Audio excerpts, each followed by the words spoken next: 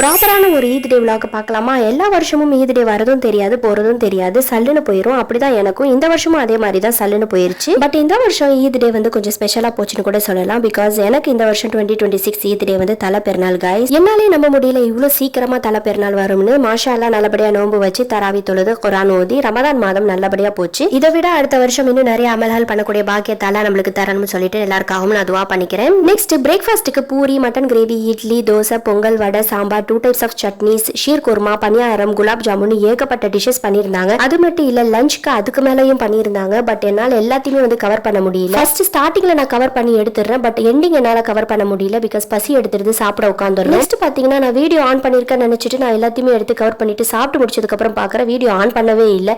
So இந்த மாதிரி problems எல்லாம் இருந்துச்சு. ஸோ இருக்கிற வீடியோஸ் வச்சு உங்களுக்காக நான் இப்போ ஷேர் பண்றேன். பட் இதெல்லாம் வந்து அடிக்கிட்டு காட்டுறதுக்குள்ள எல்லாருமே சாப்பிடவே ஆரம்பிச்சிடுறாங்க. ஸோ அது ஒரு ப்ராப்ளமா இருந்துச்சு. தலை பெருநாள்ன்றனால எங்க வீட்டுக்கு வந்திருந்தோம். ரொம்பவே சிறப்பா மார்னிங் பிரேக்ஃபாஸ்ட்ல இருந்து லஞ்ச் டின்னர்னு ரொம்பவே தடபுடலா பண்ணியிருந்தாங்க. லஞ்சுக்கு வந்து என்னென்னலாம் பண்ணியிருக்காங்கன்னு பாத்தீங்கன்னா மட்டன் தம் பிரியாணி, சிக்கன் 65, காடை ஃப்ரை, பீஃப் சுக்கா, எண்ணெய் கத்திரிக்காய், ரைத்தா, பாயில்ட் எக்ஸ், லிவர் பெரட்டல், கூடவே பாத்தீங்கன்னா வாட்டர்மெலன் ஜூஸ், இது எல்லாமே வந்து பண்ணியிருந்தாங்க. சாப்பிட தான் வயிறு வேணும். இவ்வளவு சாப்பிட்டுட்டு வயிறு ரொம்பவே ஃபுல் ஆயிருச்சு. ஸோ அதனால வாக்கிங் போகலாம் அப்படின்னு சொல்லிட்டு பிளான் பண்ணியிருந்தோம். ஸோ ஃபீனிக்ஸ் மால் தான் போயிருந்தோம்.